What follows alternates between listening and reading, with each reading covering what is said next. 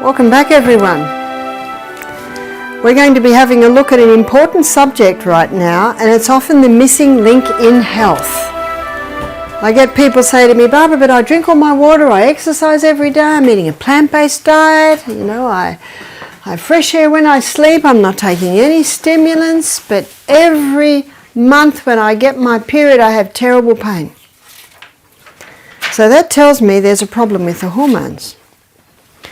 So what I'm going to begin with now is I'm going to take you through some of the symptoms of a hormonal imbalance. And Proverbs 11 verse 1 says that a just weight is not good, but a false balance is not good, but God delights in the right balance, and don't we, when the body is balancing right. That's Proverbs 11 verse 1. And our body runs according to precision balance. So what I'm going to do today is I'm going to have a look at what it's like when the hormones are out of balance. Then we're going to have a look at how it should run. Then we're going to have a look at what throws it out, because the curse causeless shall not come. Something has come in to throw that balance out. And then the last thing we're going to look at is how to bring the balance back, because that's what the body desires. And the body's designed to heal itself, so all we have to do is work with those processes. So here are some of the symptoms of a hormonal imbalance in a female. Very early periods. Normal is 16 to 18, but most people have never heard of that today. We're getting girls starting to menstruate at 9 or 10. See, there's something amiss there. Heavy periods, very painful periods. Premenstrual tension, stress and anxiety at that time of the month. Endometriosis, too much of the lining of the uterus is wandering. And when a woman has endometriosis, she has terrible pain the week that she has her periods, and I'll show you why that is. Fibroids in the uterus, cysts on the ovaries, polycystic ovarian syndrome, cervical cancer, uterine cancer, breast cancer, thyroid problems, depression. These are some of the symptoms of a hormonal imbalance in a female. What about a male? What are the symptoms of a hormonal imbalance in a male? It can be low sperm count. It can be inability to hold an erection. It can be prostate problems. It can be too much of the female hormone causing a man to be effeminate. Too much of the male hormone in a female can cause her to be masculine. So what I'm going to do right now is show you how the cycle should run. But let me introduce you first of all to the hormones that are responsible. Notice what our sex hormones are made from. Cholesterol.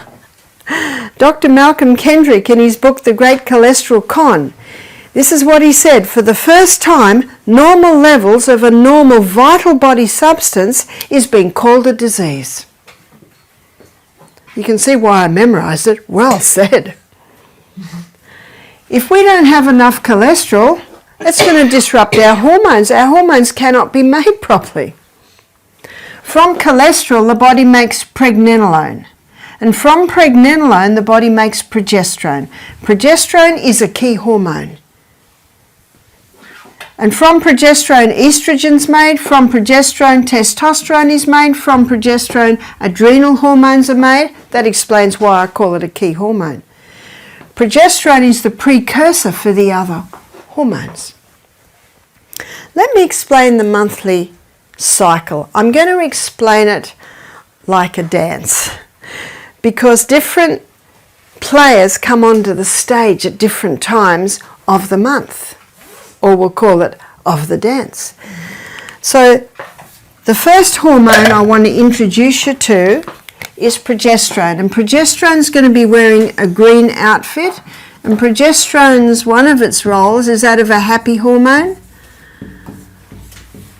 And I was reading in Ellen White's that said that the home should be a very happy place. There should be laughter and lightness. Isn't that a wonderful place to raise children? But there are some homes where it's not a happy home, and it can be because especially the lady is not in a happy state, and it could be because she's lacking progesterone. And we'll look at why that would be so. The other player in the cycle, in the dance, is estrogen. And estrogen's main role in the body is that of a cell proliferator. So cell proliferator means causes massive cell growth, and it's the skinny young girl growing into a beautiful shapely woman that is what estrogen responsible for. But if estrogen levels remain high, the beautiful shapely woman can get out of shape the other way. I liken estrogen to fire and water, good slave, bad master. And there are several proverbs that talk about the dilemma of when the slave girl becomes the mistress. Is that right? Mm-hmm. Not a good spot. It's very important, as is fire and water. But when it's out of control, it causes many problems, as you will see. So let us begin by looking at the monthly cycle. It's a 28-day cycle, or should be, and day 1 is the day that a woman begins to menstruate. And day 1, progesterone levels are low. So you could say progesterone's backstage, so to speak. Day 1 of the monthly cycle, estrogen is also low. But by day 7, it's beginning to rise up until day 14. At day 14, estrogen becomes the star player in the dance of the hormones. Let's go to the stage where the dance is played out, which is the reproductive organs of a woman's body. This is the uterus, they're the fallopian tubes, they're the ovaries, that's the cervix, this is the birth canal. So at this time of the month, with the rise in estrogen as a cell proliferator, estrogen is causing massive cell growth in the lining of the uterus, causing the blood nest to develop. Now, if estrogen levels are too high at this time of the month, too much of the endometrium is developed and it starts to wander all through the abdominal wall. There's your endometriosis. At this time of the month, with the rise in estrogen, eggs are being stimulated to fully develop. At this time of the month, under the action of estrogen, a form of lubricant is released in the birth canal. By day 14, it may be 15, a fully developed egg bursts forth from the ovaries, and the little filaments on the end of the fallopian tube pull that egg up, and the egg is moving up, up, up. So the fallopian tubes are ever moving like this, causing the movement of that egg. Now the hole where the egg bursts forth develops a blister, and that blister is called the corpus luteum. This little blister is very important because its corpus luteum is the main site of progesterone production in a woman's body. Can you now see the importance of a woman ovulating every month? Because when she ovulates, that's the release of the egg, corpus luteum's made. That maintains progesterone levels, which is maintaining all the other hormones. So what effect does the rise in progesterone have? Progesterone increases a woman's mood at this time of the month to the point of increasing her sexual desire at that time of the month. Progesterone also has a ripening effect on the lining of the uterus. I liken the progesterone to the plasterers and the painters, putting the finishing touches on the uterus. But progesterone has another effect, and that is on the cervix. The cervix is the gateway into the uterus. So the cervix is like a little cushion with a little button in the middle. But let me look at it sideways. Sideways, it basically looks like this. There's the little cushions and there's a little mucus plug in the middle. Under the effect of progesterone, at this time of the month, the mucus plug is released, the lips come up just a touch tighter, and a special form of lubricant is released around the cervix. And this lubricant is designed specifically to facilitate the entry of sperm up into the uterus, as you will see. So you can see the stages set for the entry of man. Let me give you a few figures here. It is estimated between 2 and 500 million sperm are released with one ejaculation. It's the smallest cell in the human body, is the sperm cell. Now sometimes up to half of that comes straight back out.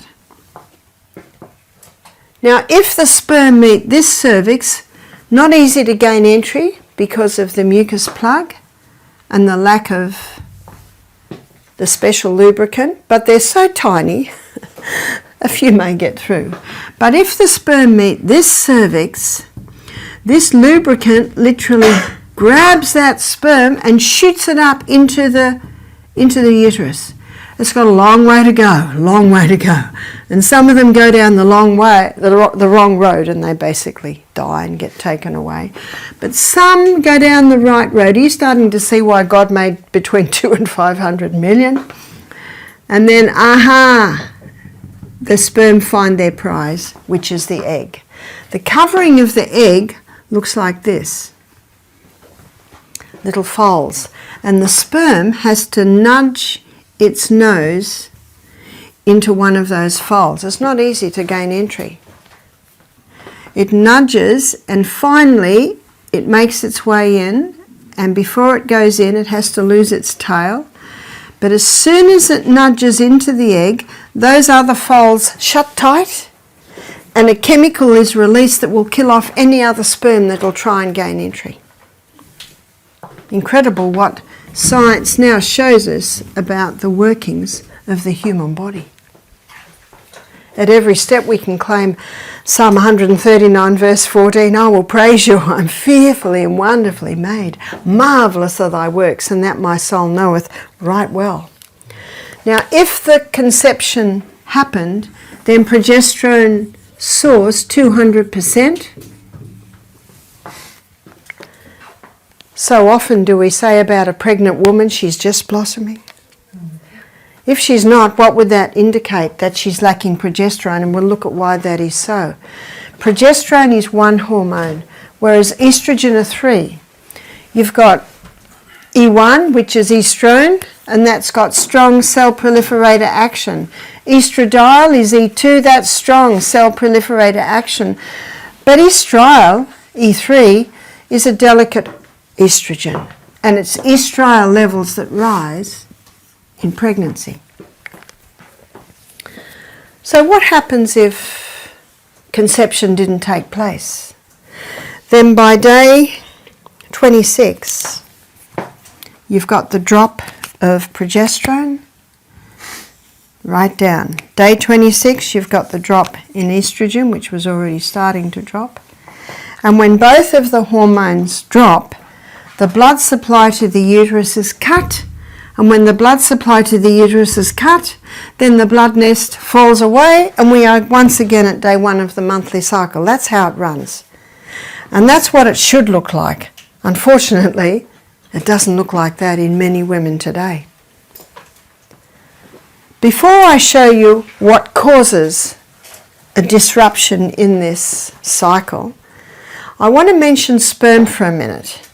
When sperm enters a woman's body, it's an alien, so her immune system rises to attack. But when sperm goes through the prostate gland of a man, it takes on an immune suppressant property. So when woman's immune system rises to attack, the immune suppressant property of sperm knocks back her immune system and sperm survives. Isn't it a miracle any of us are here? When you consider what has to be in place for the conception of a human being. But I've got some good news. Woman's body has memory, and every time her husband's sperm enters her, her immune system rises to attack and says, oh, it's husband, we'll just stand back. And the sperm goes through. But this is a very important point, because can you imagine how dangerous it is on a woman who has multiple partners? Can you imagine how dangerous it is in the area of anal sex for men and women? It is incredibly dangerous. Now I'll mention this as adults because it's important to know this. that the birth canal can take a beating because it's muscular. But the colon cannot. The colon is a fine, delicate wall. So in the area of anal sex, it's incredibly physiologically dangerous. Dangerous for the anus and the colon, dangerous for the immune system, because you've got an immune suppressant property going in an area where it should never be.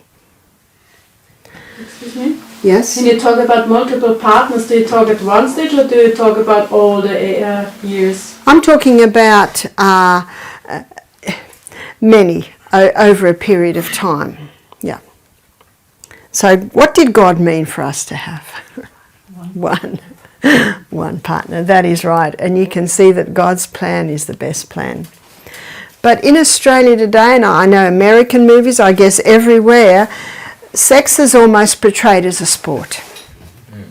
And, you know, a woman and a man will go out and have a drink and then end up in bed together, and the next weekend it'll be another partner. So, you know, I'm also referring to that. So what causes the disruption? Number one, 1957, the first contraceptive pill was introduced to women. But men and women are and will continue to pay a very high price for this so-called sexual freedom. It was introduced because women wanted to be able to have sex without falling pregnant. What is the pill? To understand why it is so dangerous, we need to know what it is. The pharmaceutical companies grow acres and acres of Mexican wild yam. And this wild yam contains a plant chemical called diosgenin.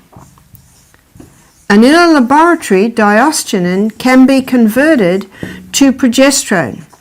It's called progesterone because it has an identical molecular structure that the progesterone that our body makes has.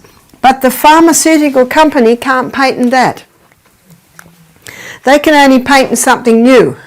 That's why they don't like sodium bicarbonate. They can't patent that. So what they do is they add a few more atoms in one area and come up with a synthetic estrogen. And it was in the late 80s and early 90s that was acknowledged that straight estrogen was causing so many problems with women. And so they had to start putting some progesterone in the pill to try and reduce the problems that were arising from straight estrogen. The Australian Health Department, and this was 15 years ago, stated that estrogen is a known human carcinogen. Can you see it's causing massive cell growth? So they came up, they add a few more atoms in another area and they came up with a synthetic progesterone. And it's not called progesterone, it's called progestin or progestone. Has that helped? No, because now it blocks the progesterone receptor site, so it really hasn't fixed anything. And many women who are on the pill in their teens, I'm a baby boomer. So my girlfriends and I were all on the pill. Everyone I knew was on the pill. So when's this? This is early 70s. We didn't even think about it. And isn't this what happens? People don't question it. Please question it. Please question everything. We didn't think there was a danger at all. But what's happening to a lot of those women now, they're now going through menopause. They're now, and some women have said, oh, but Barbara, that was 30 years ago. That's right. It was, the balance was thrown out 30 years ago and it's still out. How do we know? Because those women are going through menopause and they're having hot flushes. What's hot flushes? Too much estrogen. It's a capillary dilator, causes the blood to rush to the skin. The husband knows it because all the blankets get thrown off in the middle of the night and they get pulled back on again. Weight gain. Weight gain in this area particularly. Can't sleep at night. Depression. Thyroid problems. High estrogen opposes thyroid function. Progesterone boosts bone building cells, osteoporosis. Can you see all of these areas? Elaine Hollingsworth, a health writer in Australia, she's written a book called How to Eliminate the Sickness Industry. She calls it the mass murder of millions of women. The great deceivers behind this.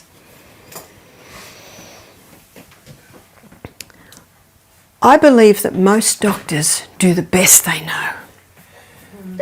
I believe most doctors are honest and true to their profession, but I do not believe the pharmaceutical company is. And that's who came up with this. And so we have a woman who's having hot flushes. She's the CEO of a big company. She's giving meetings and then the flushes come. She goes to her doctor. She said, I've got to do something about this. So he puts her on hormone replacement therapy. More synthetic hormones. She is happy because the flushes have stopped. Why have the flushes stopped? Because these synthetic hormones going into the body makes the body think it must be pregnant. So instead of putting the energies to the skin, it puts the energies internally. 6 years later, she's got a lump on her breast cancer. The doctor takes her off HRT immediately. Why? Because he knows. And if you say to the doctor, why did you advise it? He says, well, she was suffering and it brought her relief. And that is true. And not every woman will get breast cancer. That's also true. But I don't know about you.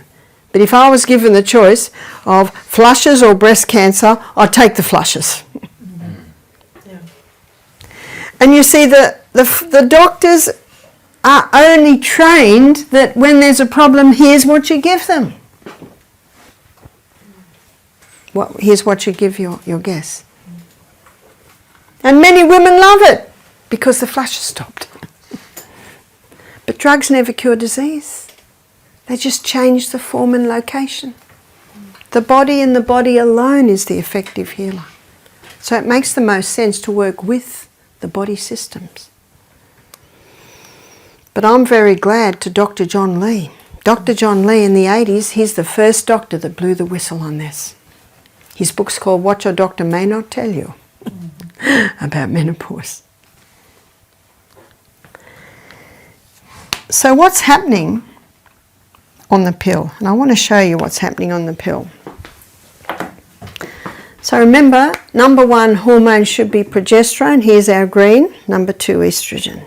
Month after month on the pill, no eggs released. That's what the pill does. There's no egg released because the body thinks it's pregnant. So no eggs released. So no corpus luteum's made. So where's progesterone going? Month after month on the pill with the synthetic estrogen, where's estrogen going? We've got now a big problem.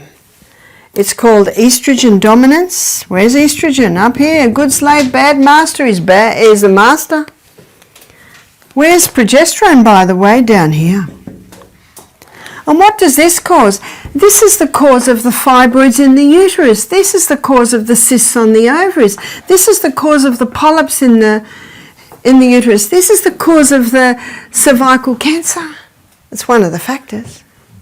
Women having multiple partners and too much sex. It can certainly weaken that cervix. And when they're breaking every law as well. Can you see you've got some factors there? High estrogen causing too much endometrium. There's your endometriosis. And every month, when the levels drop and the uterus bleeds, all of those pockets bleed. That causes excruciating pain because that blood's got nowhere to go. One 25-year-old girl said to me, I've got endometriosis. I went to my doctor. He said, you'll be all right when you go through menopause. What's that, 25 more years of suffering? And what the doctor can do is he can scrape the pockets and that will bring a little bit of relief, but now we've got scar tissue there. If you don't eliminate the cause, you will never have a cure.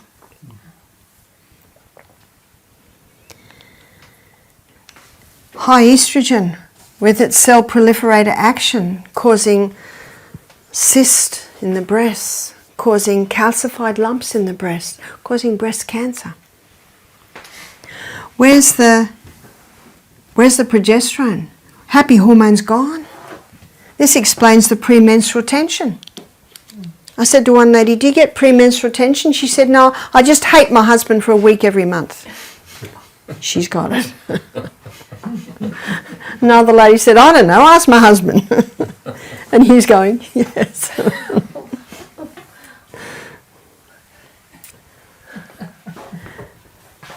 Can you see the problems we've got? Yeah. A false balance is not good. The whole family knows it. The whole office knows it.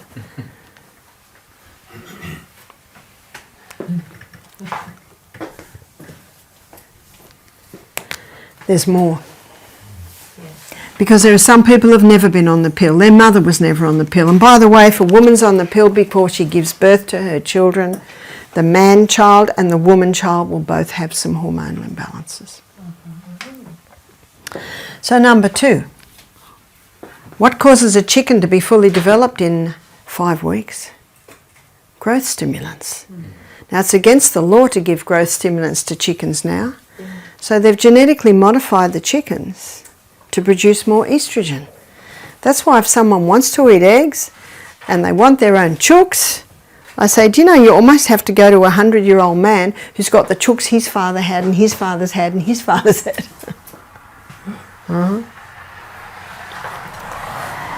We had a cattle farmer's wife do our program. She said, you know, the pharmaceutical company knock on our door monthly pushing the growth stimulants. And they say, if you stop it at this time, it's not picked up in the blood test. But where is it? It's all through the tissues. Do you know the Bible says the whole creation groans under the curse of sin? Isn't that true? And Ellen White says the time will come when meat and dairy are not fit for consumption. And I do hope my illustration of Dr. Atkins didn't make you think that I think that meat and dairy are okay. No. No, they're not safe. For many reasons. And I really appreciate the China study where Colin Campbell showed very clearly what this does. So if it's in the meat, it's in the product. If it's in the chicken, it's in the egg. So what I really should say there, it's in the product. In fact, one of the worst is chicken. And how many people think the white meat's safer than the red meat? No. I've got a book at home by one doctor, and she claims that nearly every cancer can be just about attributed to chicken and what they're doing to chickens today. I don't know about here, but in Australia, you can't even get within about 2 kilometres of a chook farm because of the stench.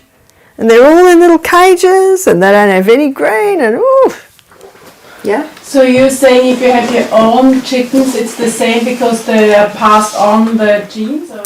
Do you know it can be? That's why you really have to get a healthy chooks. Healthy chooks. And if you do like to have chooks and have eggs, then you've got to get the healthy chook, and you've got to make sure they're having organic grain, and you've got to make sure they're having greens, etc., etc. So if it's in the meat, it's in the products. What about fish? Well, you've got 80% of women on the pill or HRT, and the sewage goes out to sea. The fish feed on the sewage.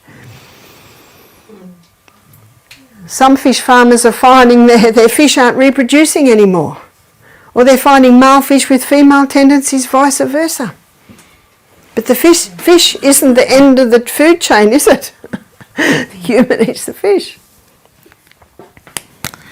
That's why the message that we have of medical missionaries is showing people the superiority of a plant-based diet. There's more. Plastics. Now, I hope I don't stress you out, especially ladies, if a lot of your clothes that you've bought with you have polyester, nylon, acrylic. You'll be able to buy natural fibre very soon. But this is a contributing factor. Ladies, how hard is it to find a bra made out of cotton? Most bras are made out of nylon. A lady said to me a couple of days ago, my husband said, you got to go out as quickly as possible and buy some cotton bras. And just watch what your underwear's being washed in. because your skin will take in those chemicals. So plastics, the plastic fibres are acrylic, polyester and nylon. They're the three really plastic fibres. Now I have got a very pretty dress at home and it's made out of polyester and I love it. But guess what? It doesn't touch me. I've got a silk petticoat on underneath. It's touching the skin. Be careful what you're drinking out of. You need stainless steel or glass, or you can get hard plastic. And hard plastic is free of the phenols. Let me show you what I mean by that. Estrogen, in its molecular structure, has a phenyl ring. That phenyl ring is the key that unlocks the door to get it into the cell. And most plastics today have nonylphenol to soften them, or they have bisphenol A. And bisphenol A is found in a lot of plastic bottles and also lining tins. You know how tin, have you seen when you buy something in a tin it's got a plastic lining, bisphenol A? But you can get plastic bottles. You've probably seen mine, the hard plastic. It's BPA free. So you can get the hard plastics which are BPA free. You see, those plastics have the phenyl ring. So when I was a teenager, that was in about the 60s, my brother's 2 years older than me. When he was 18, he got his first car. It was a Zephyr, second-hand. And he just loved his Zephyr. But the dashboard had a big crack in it. Did you notice that dashboards used to crack? Mm. They don't crack anymore. Oh, my brother had a way out of it. He put turquoise fur and then a cow with its head going up and down. That's very 60s, isn't it? They don't crack anymore. Why? Because of the nonylphenol. That's why if you get a new car, you've got to open those doors and let the sun and the air in for about a week. You've got to air it out. Yeah? Well, we don't talk so much about canned foods, but you'd say it's just as bad as plastic bottles. No, it's not as bad. Now, let me define this. If I'm travelling and I'm thirsty, I'll buy a plastic bottle of water and I'll drink it. And then I'll discard it. But remember, it's not the odd day you do it and the odd day you don't. It's what you do every day that has an effect on your body. Now, in the little book Steps to Christ, Ellen White says that's the determining factor in character. Character building, absolutely. But I take it into every day. But if you keep that plastic bottle and keep filling it, it'll discard, the phenols will discard more and more. So it's not the odd day you use a tin. Now, I don't use tins at home, very, very rarely. And tinned legumes, I don't use. But we have them at our health centre just in case the dish burns.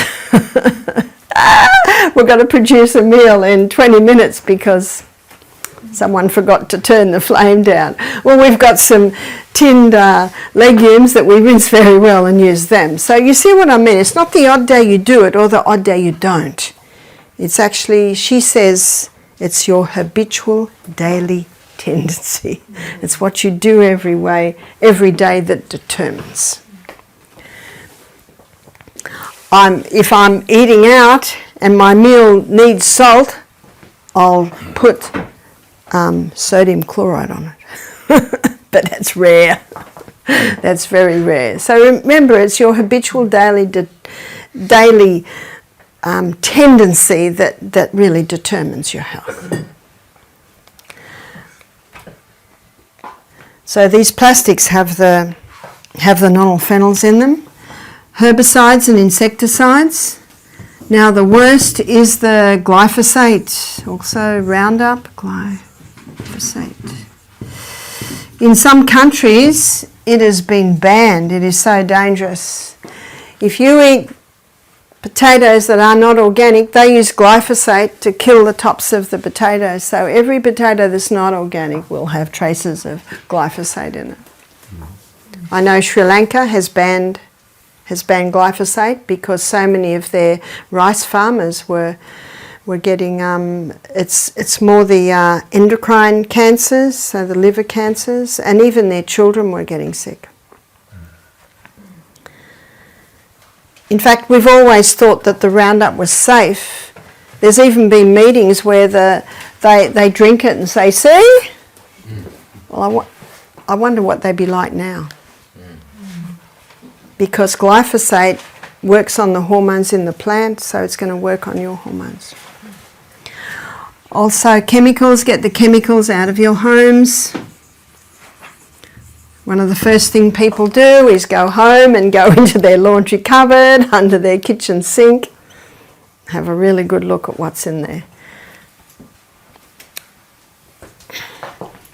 Now, you might have heard of xenoestrogens. Xenoestrogens meaning estrogen mimickers.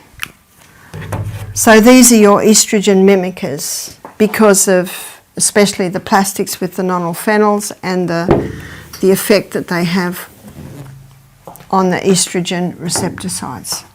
So let me show you these estrogen receptor sites. Here's 3 cells. Here are 3 estrogen receptor sites. And the first one we're going to have a look is the xeno, which is the ones coming from the plastics, herbicides, insecticides, chemicals.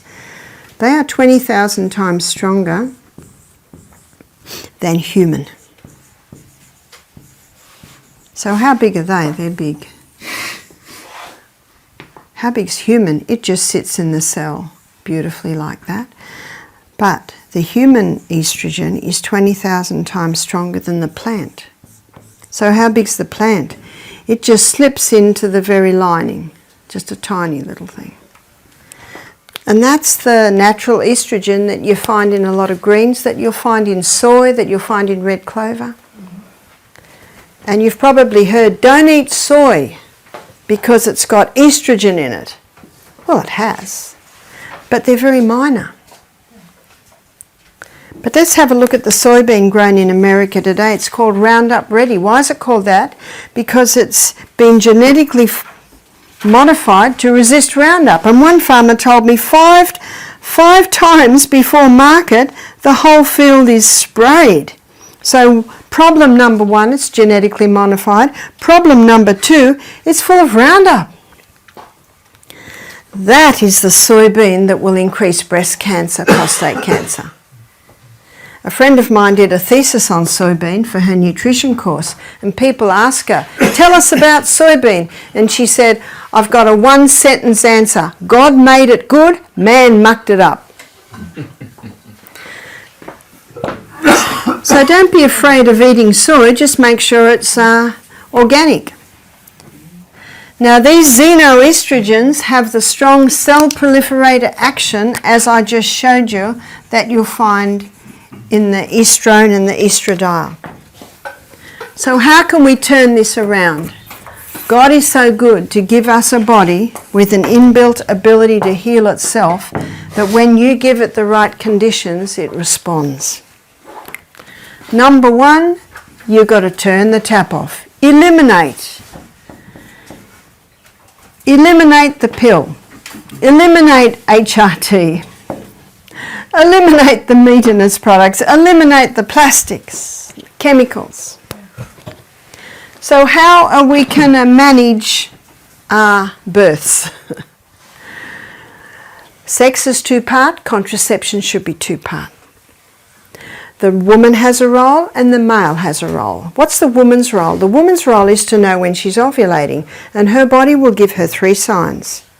One sign is she takes her temperature every morning and she charts it, and she will find her temperature will do this.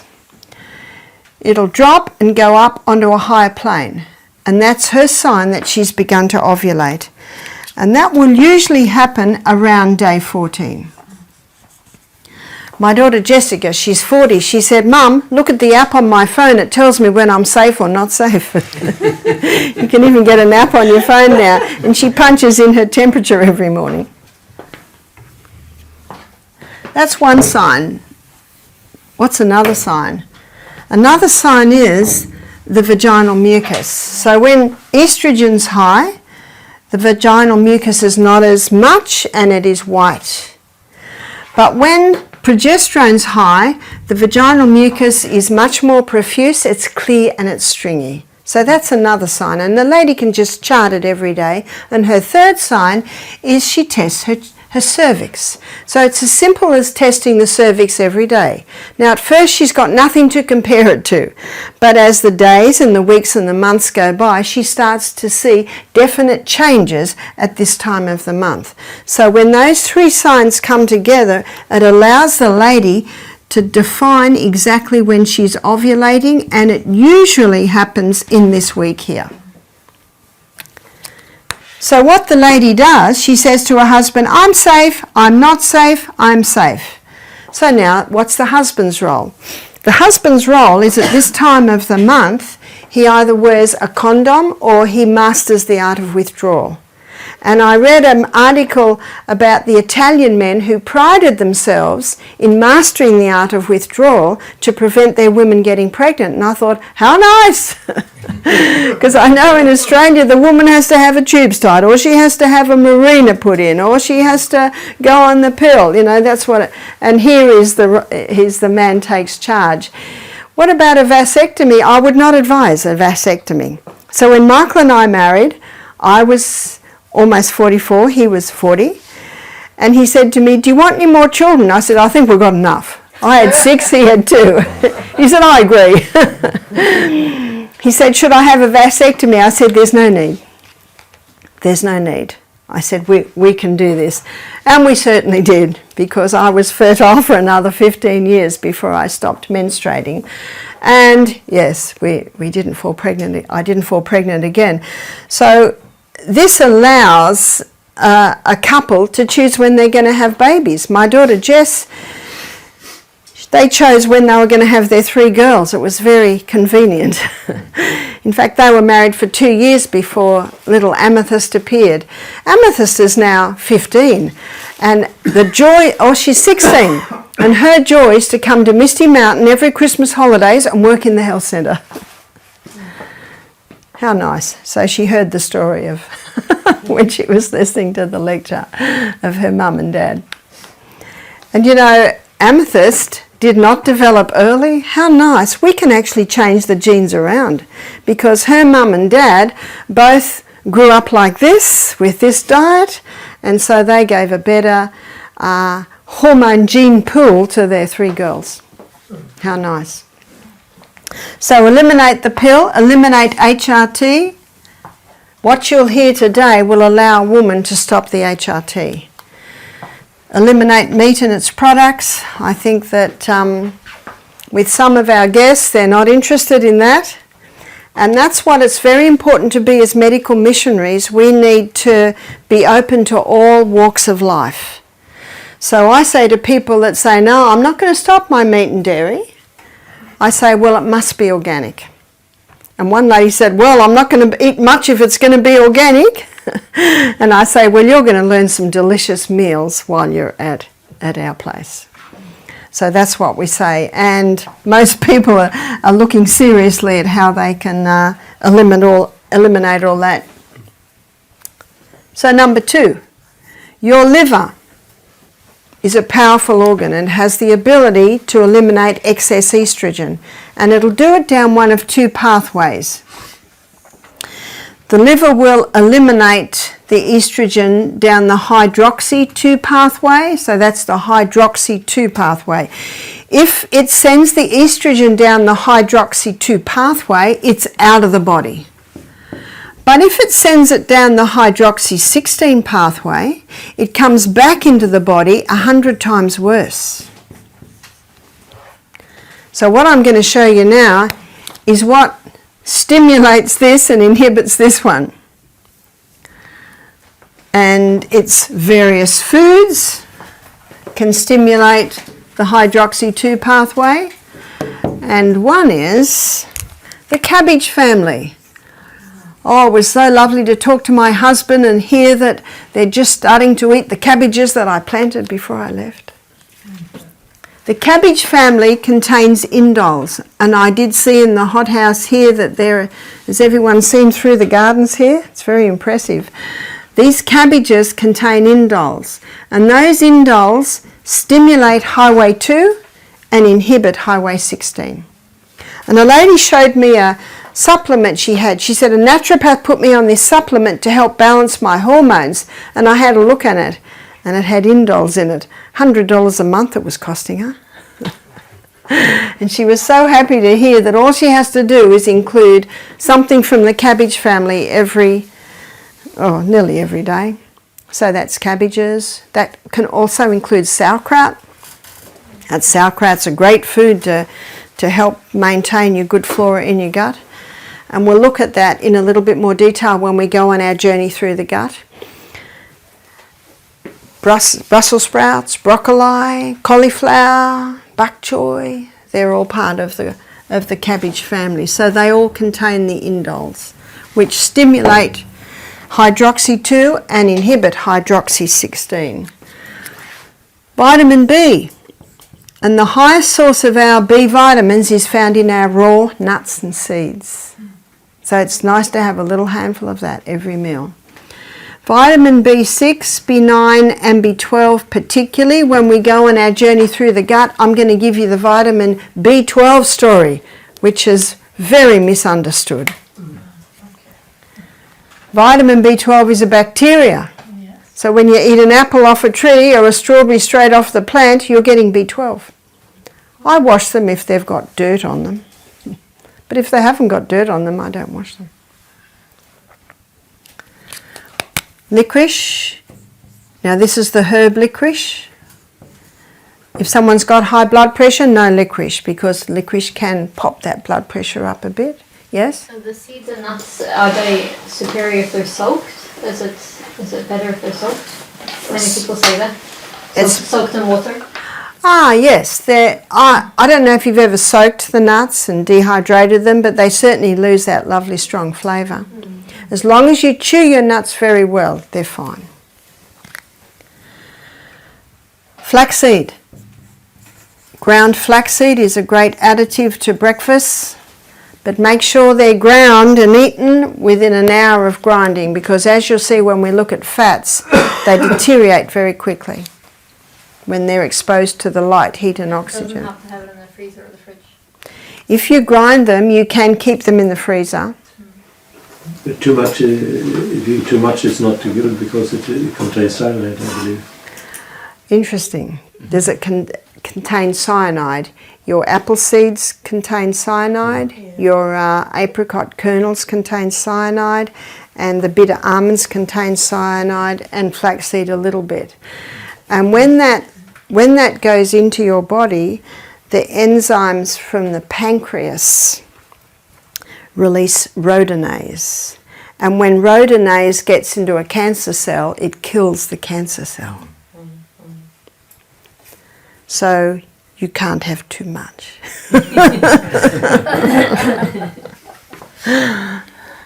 I don't know anyone who eats a cup of that a day, though, you see.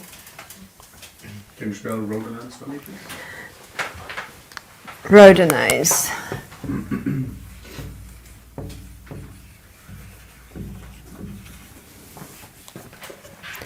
See, what rhodonase does in the cell, it disarms the cyanide, but cancer cells don't have rhodonase. So that's how it can kill the cancer cell. But a couple of things there, you've got to be eating them, and you've got to have some pancreatic juices left over from digestion, and if a person's eating a highly processed meat diet, there's hardly any pancreas left over from digestion. Yeah? So are all of these, cabbage, vitamin D, vitamin B, licorice and so on, are they stimulating the liver elimination of estrogen? That's right. Yeah. That's right. So the first point is stop what's disrupting the hormones. The second point is let's get rid of the excess estrogen. And the third one is a cream called the Anna's Wild Yam Cream. And the Anna's Wild Yam Cream is an Australian cream, and this cream contains diosgenin. The number one ingredient is the Mexican wild yam. The number two ingredient is vitex or chaste tree. When this cream is applied to the skin, the fat cells take up the diosgenin and it stimulates this pathway that the body uses to make progesterone. And when you boost progesterone, you automatically bring estrogen under control. If the estrogen's too high, it'll bring it down. If it's too low, it'll bring it up. Same with testosterone and your adrenal hormones. You can order it online, or if you get together and order a box, you'll get a cost.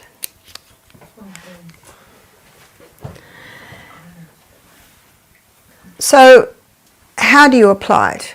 One finger dip, just past the nail bed. I did say a lady the first knuckle, but she thought that was the first knuckle and she went through the whole jar in a month.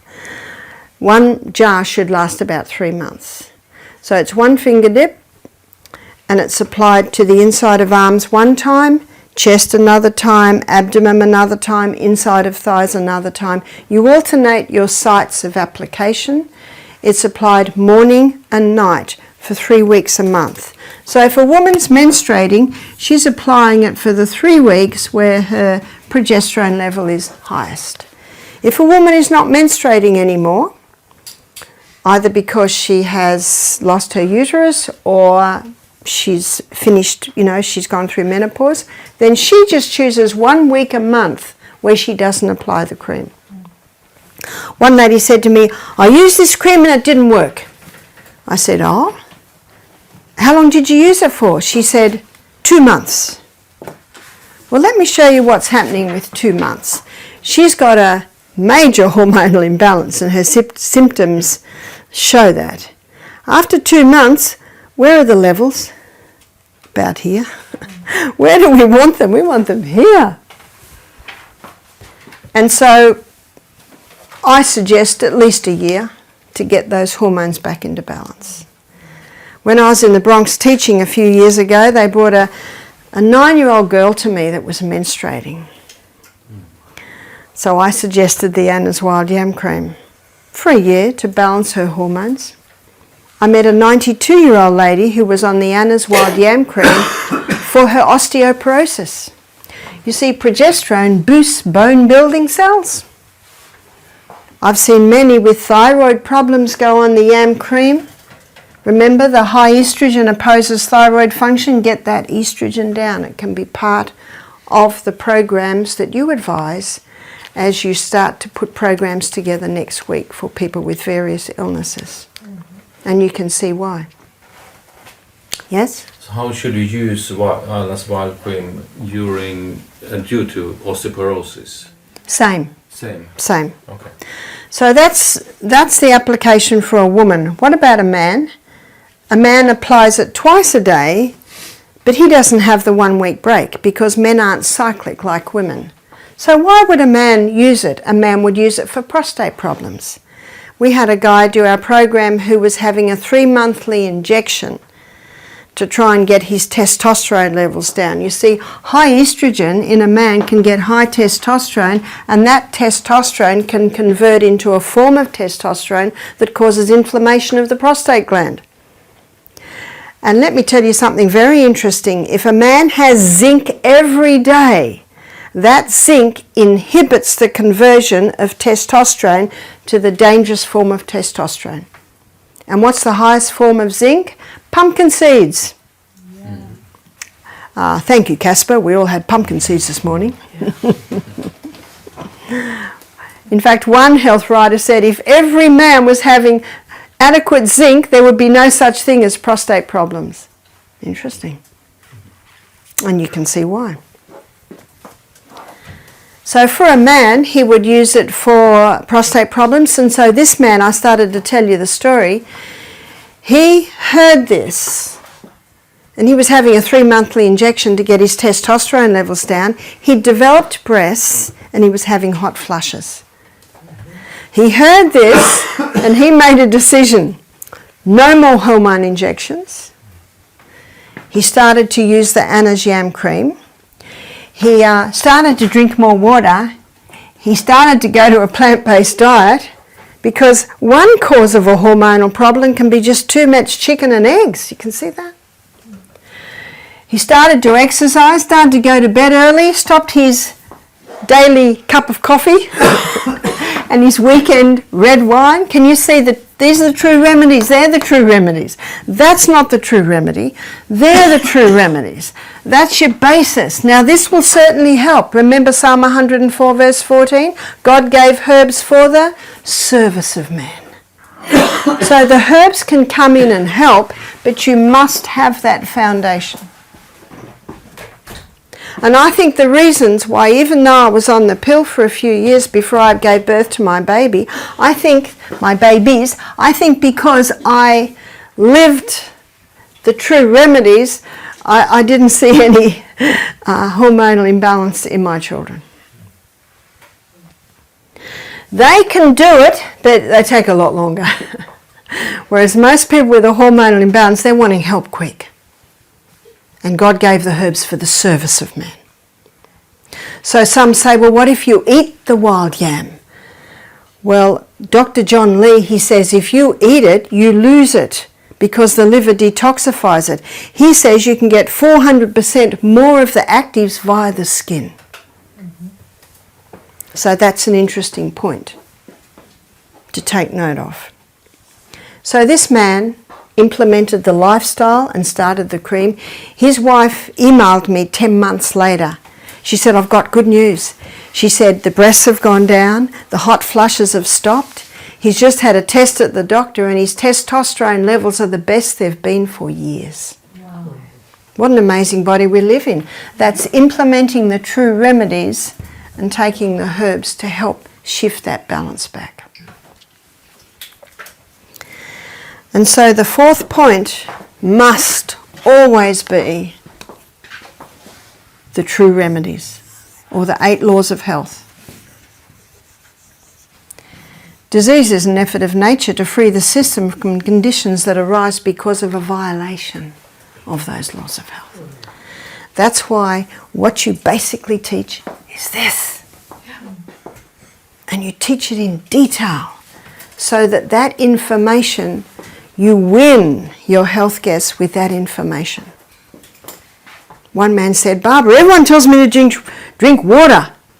But he said, you told me why. And now he's drinking water. And why is the man the trip I was at, he's starting to eat veggies. He said, everyone's told me to eat veggies, but you've told me why. Do you know God made our brain that way? Isn't that true? He made our brain that way. And we're to question. 1 Thessalonians 5:21, prove all things and hold fast to that which is good. We're supposed to be the head, not the tail. The only hope of better things is the education of people in right principles. So I go to churches and teach this, and some of the church members come. Many don't because they think they know it all. Some of the church members come, and I am teaching the students, but I can see who else I'm teaching is the church members. And one church I went to, we gave meetings all week. The people were excited because this is exciting. I never ever tire of presenting these things because they're exciting. And they filled the church every night, 80 people every night. And then we said to them, and I'd tell them all week, on Saturday morning, I'm going to show you how to rewire your brain. I'm going to show you how your brain can get smarter and wiser with age, so everyone's interested. And then we say, it will be in our church service time, so there'll be a few hymns. Australia is such an ungodly nation. So this is why we say this. And they're not listening to, you know what they hear? I want to rewire my brain. And so they come in, and you know what the speaker says? He says, come in early. So they come early and they've got the seats, and then all the members that haven't been to the meetings all week, they come in and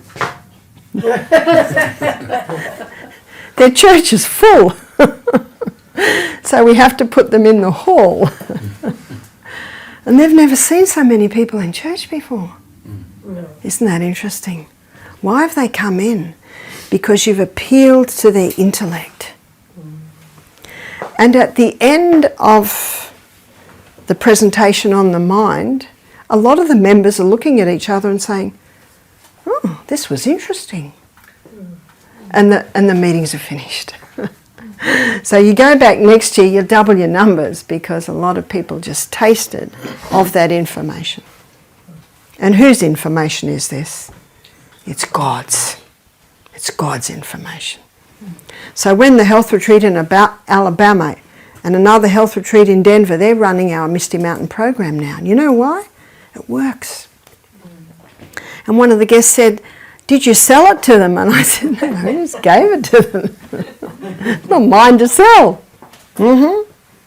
Freely you have received. So freely you give.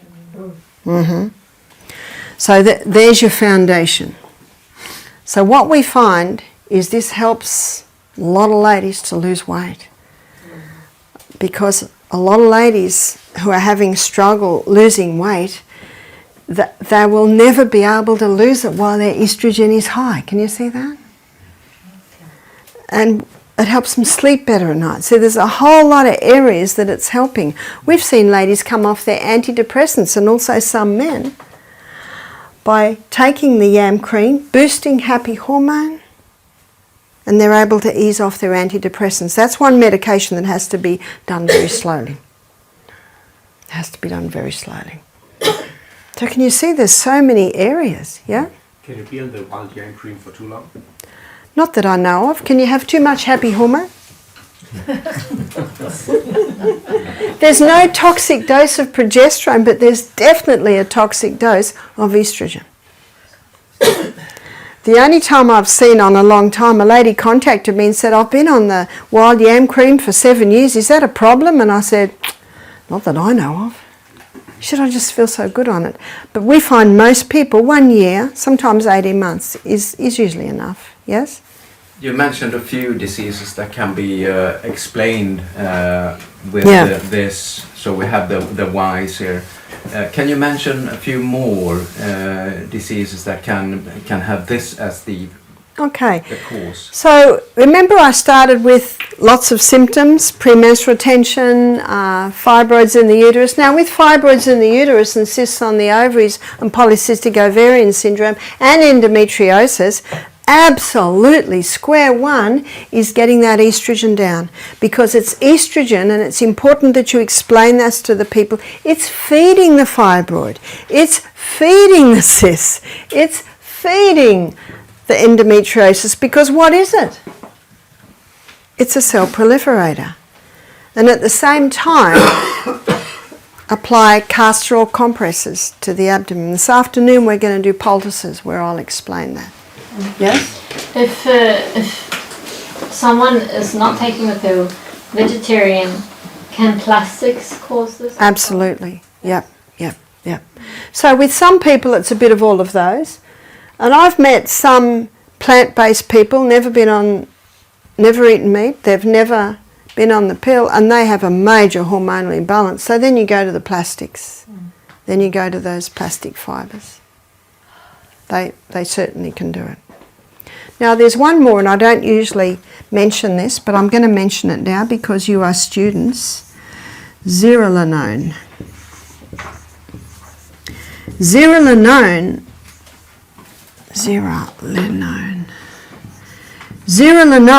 is a mold waste. And zearalenone is commonly in grains. In fact, in most countries they test grain for levels of zearalenone. And zearalenone has an estrogenic effect. Now in Australia they test for zearalenone levels, but there'll never be zero zearalenone. You know how they say they consider this level safe but this level not? And Australia grows so much wheat. We grow mountains of wheat. and we store it in big silos. And you get a cold frosty morning and a hot sunny day, what's happening in the silo? It's a mould waste, it's zearalenone. Now the reason I'm mentioning it now, it has an estrogenic effect. So people that are eating cereal and toast for breakfast, sandwiches for lunch, pasta for tea, and biscuit, cake mid-morning, mid-afternoon, there's that overload of carbs, but it's overload of one type of grain. What's that? Wheat. But it's only on wheat, or was it on other? It's mostly on wheat. Well, it's the wheat that they test because we grow so much wheat. We grow tons of wheat. Because Aussies eat so much wheat. You go into the cake shop. What grain is everything made out of? Wheat. But why wouldn't you mention it before? Is it because it's not as high as the other ones? Because I'm going a lot deeper with you because you're teachers. And usually I don't mention it because I just don't have time. And I'm so excited about this school because I can go so much further. And when you teach, you'll skim on the top. But I'm teaching you a lot deeper. So can you see that a high carbohydrate, high wheat diet can also be contributing to it? In the 1980s, in Mexico, they were using as a growth stimulant zearalenone, which is an anabolic agent made from zearalenone. And what they found was the women were eating the meat in pregnancy, the meat that had been given zearalenone as a growth stimulant, and the women were eating it in pregnancy, and their children, little boys' testicles weren't developing properly, their penis wasn't developing properly. All the children started to have these reproductive problems at 5, 6, 7, and they traced it to the zearalenone, the anabolic agent that was given to the meat that was made from zearalenone, because zearalenone has an estrogenic effect.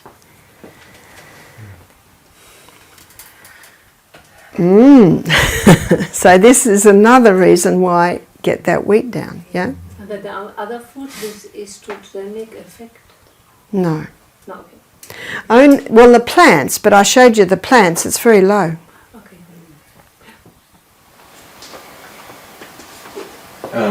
The problem with the reproductive organs of the little boys is due to an imbalance of hormones. That's right. Could it be cured in this stage of age? Do you know, it may be. It may be that I do not know. I've got a book called Mycotoxins. Remember, myco means mould. And this book on mycotoxins, it's mycotoxins and the effect on animal and human health. And I got the story in there from there about the Rice Act that I mentioned yesterday, and I got the story in there that I just told you. So, you know, this book is showing the mycotoxins and the effect on human health.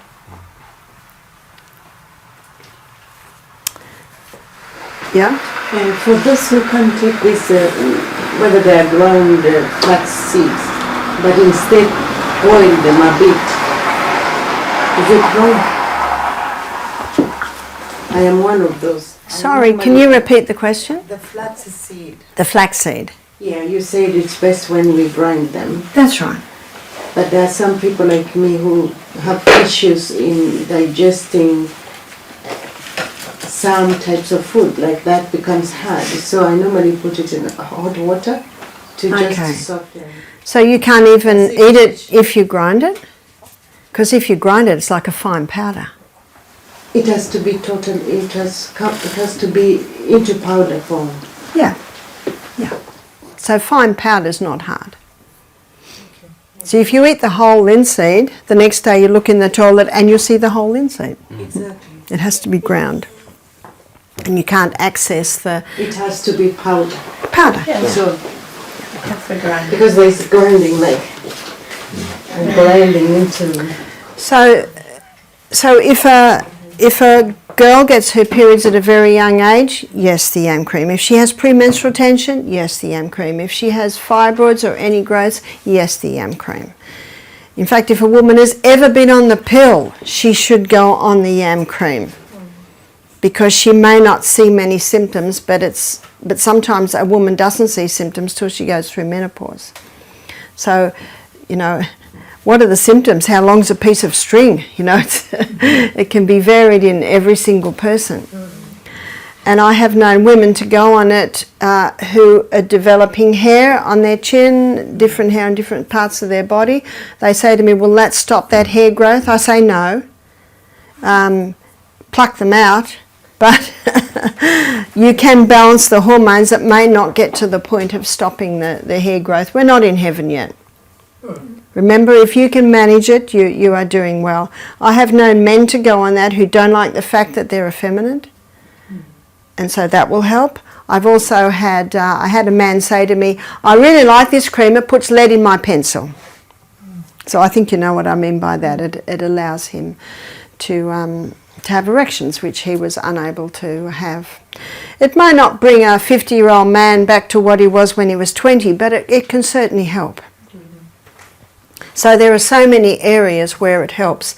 And that's why I wanted to show you what throws the hormones out and how to bring the balance back. And when you understand these hormones, then you understand why it has such an effect. So what I also find, I'd like to look at the menopausal woman in our last 5 minutes. We're nearly there. Let's look at the menopausal woman. Here are some common symptoms of a woman who has a hormonal imbalance. She's having hot flushes, she has weight gain, she's not sleeping properly, she has no desire for sex. The yam cream can help all that, absolutely. But another problem that she's finding very difficult is sex is painful. The lubricant is not made anymore, and the cells that line her vagina are incredibly tender. So what can be done for that woman? There's something that's becoming popular. It's called yoni stones. And yoni stones are made out of nephrite jade. They're like a green marble, and they were developed in the Chinese dynasty to help the young concubines be sexually toned for the emperor. So why are they helping women today? Well, let me tell you why. So let me draw the stones up here. So this is the largest stone, and they look like an egg. Here is the second largest stone, that's say the middle-sized stone, and this is the smallest stone. And they have two little holes in the bottom where a bit of dental floss can be exerted for easy extraction.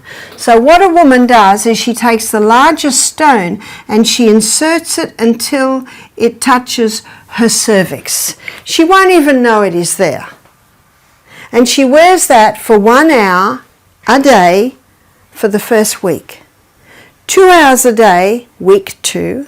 3 hours a day, week 3, 4 hours a day, week 4, 5 hours a day by the 5th week. And then she continues wearing the stone 5 hours a day for say 6 months.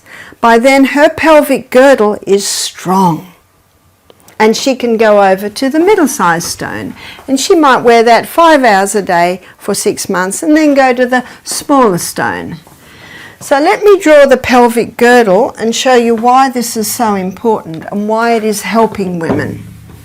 So the pelvic girdle when stretched out.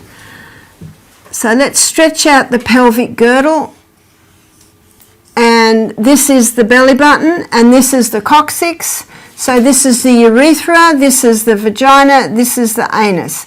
And this pelvic girdle is a muscular system. It's just all muscle. But around these areas here, the muscles are like this. So it's all muscle. And so when a woman is holding that stone, the muscles are holding it. And the muscles are like any muscle. When you start working them out, you increase the blood supply there. And when you increase the blood supply there, that blood supply, remember the life of the flesh? When you've got the increase in blood supply, you've got to that area an increase in oxygen, an increase in nutrition, an increase in water, an increase in waste coming away. And that blood supply feeds the glands that supply the lubricant, feed the cells that line the vagina, and after 3 months women are saying to me, "Thank you so much, Barbara. Sex is no longer painful. The cells that line my vagina are no longer ultra sensitive and the lubricant's returned." Can you see why they're becoming popular? Now, one lady who was 70 heard about this and she bought the yoni stones, and she said to me, "I put the largest stone in and it fell straight out." Now, what does that tell you? She has no muscle tone at all. She said, "What will I do?" I said, "Rebound. Get on the rebounder, 3 minutes, 3 times a day, and that will strengthen somewhat the pelvic girdle to the point that it will be strong enough to be able to take the stone." So why would she want the yoni stone? She's in her late 70s and sex is not a big part of their relationship anymore. She was incontinent.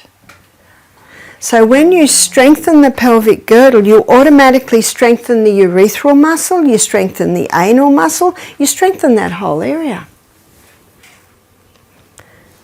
Muscle knows no age. And I've had ladies come to me and say, "I had a prolapse." What's a prolapse? That's when the uterus drops right down to the opening of the vagina. You can imagine how uncomfortable that is. And these ladies, both of them had surgery where the doctor said he could sew it up, but he had to put mesh in there. Now the mesh didn't work. So now they've got a prolapse with mesh until they wait until there's a vacancy in the hospital to have the whole uterus taken out. And then they heard this lecture, they said, "If only we'd known." So why does the doctor use mesh? It's not his fault. Because the muscles have no tone. He can't sew them up because there's no tone in them. It's our responsibility to keep our body fit, strong, well-nourished. So that if a problem arises, but by the way, I'd like to suggest if your body's fit, strong and well-nourished, you probably won't even have a prolapse. But then some women have had a prolapse because when they gave birth, it didn't go quite right, and the doctor did the best he could. But you see, we're fighting gravity here, and strength comes by fighting gravity. And it's also important for women to squat. Can you squat? Every day, every day. We should squat. My husband can even squat now. Now, he doesn't have a pelvic girdle like ladies do, but he's so excited that he can squat. Yes? What are the primary causes of bad muscle tone? Is it primary causes of bad muscle tone is basically a violation of the laws of health, but the cells aren't nourished, the cells aren't well watered, the cells aren't well rested, but the muscle cells are not used. But in that particular area, I mean, it's just enough to walk then and get that kind of exercise? Or is it giving birth? Not many people walk. Not many people exercise. And you can't blame birth because I've had 6. You see, it's not birth. Women's body was made to birth. Yeah? Would the Scots also have men who are urinating very often during the night? Yeah, it can help a little bit, but prostate problems, that is one area where the yam cream can help. Yeah. My daughter Emma gave birth to twins 17 years ago, and both twins were about 6 pounds, so that's a lot. She said that her stomach came out to her middle knuckle. That's a long way. And after she gave birth, if she coughed or sneezed or laughed, she'd lose a little urine. And she just thought, this is something that I have to live with because, the pressure of the babies. And then she heard about the yoni stones, so she ordered them. She used them, and after 3 months she could laugh, she could cough, she could sneeze, and she would not lose urine. She strengthened her pelvic girdle. Women that squat a lot have a much stronger pelvic girdle. I can squat easily because when I was pregnant with my last baby, he's 33 now, I read a book called Active Birth by Janet Velasquez, and she advocated squatting. So I squatted 10 minutes every day to get used to squatting.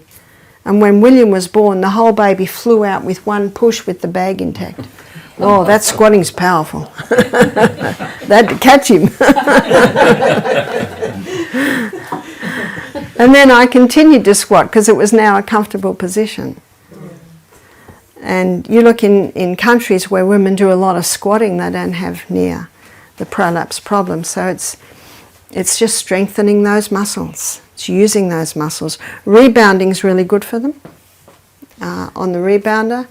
And strengthen your core. Strengthen your core from the outside. Look at your Pilates type exercises. They all strengthen the core.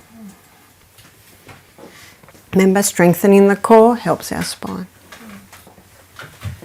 We have so much to give people, don't we, with this information. So much to give. Because God desires that we all prosper and be in health as our soul prospers. So let me say a word of prayer to finish our morning session. Father in heaven, thank you so much for what you've given us today. Thank you so much for this body which is fearfully and wonderfully made. Marvellous are these works that my soul knoweth right well. Father, give us all understanding, give us all retention, and show us where you would have each one of us. We pray in Jesus' name. Amen.